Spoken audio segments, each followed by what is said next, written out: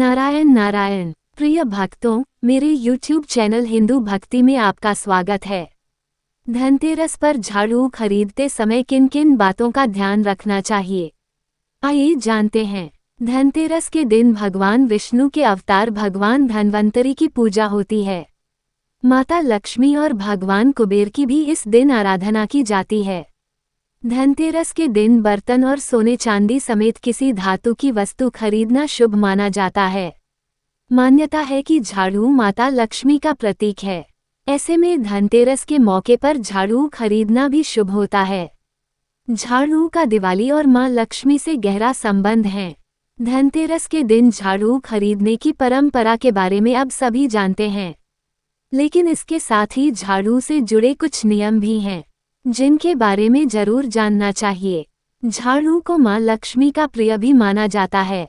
ऐसे में जब भी घर में झाड़ू लगाएं तो इन नियमों को जरूर मानें। मान्यता है कि ऐसा करने से घर में दरिद्रता नहीं आती और मां लक्ष्मी की कृपा हमेशा बनी रहती है। झाड़ू खरीदते समय इन बातों का ध्यान रखना चाहिए।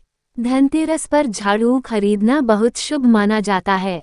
ऐसा करने से घर में सुख समृद्धि आती है और मां लक्ष्मी की कृपा बनी रहती है। धनतेरस पर फूल और सीक की झाड़ू खरीदनी चाहिए।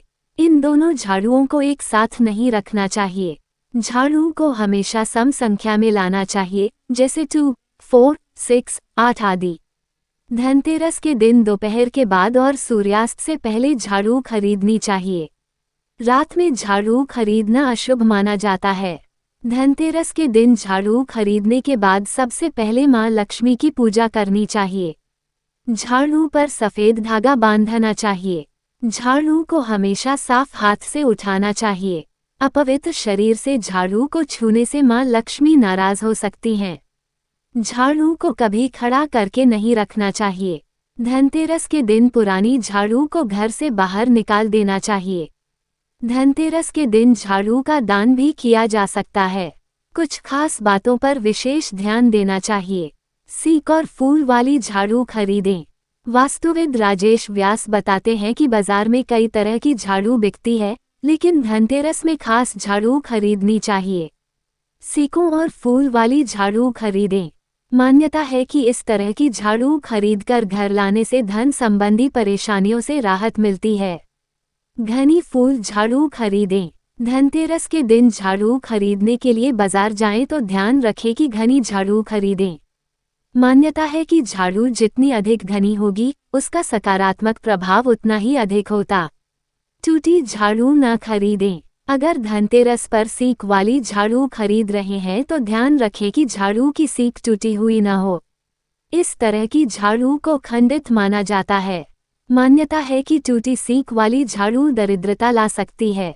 प्लास्टिक वाली झाड़ू न खरीदें।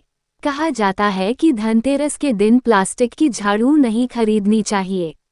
प्लास्टिक की झाड़ू इस पावन मौके के लिए उपयुक्त नहीं होती। झाड़ू खरीदने की सही संख्या। झाड़ू को हमेशा सम संख्या में लाना चाहिए, जैसे 2, 4, 6, 8 आदि। ऐसा करने से धन की देवी की विशेष कृपा प्राप्त होती है। पुरानी झाड़ू का क्या करें? कहा जाता है कि पुरानी झाड़ू को धनतेरस के बाद घर के किसी भी काम में इस्तेमाल नहीं करना चाहिए। धनतेरस पर आधी रात के बाद इसे घर से बाहर निकाल देना चाहिए। धनतेरस पर झाड़ू की पूजा कैसे करें?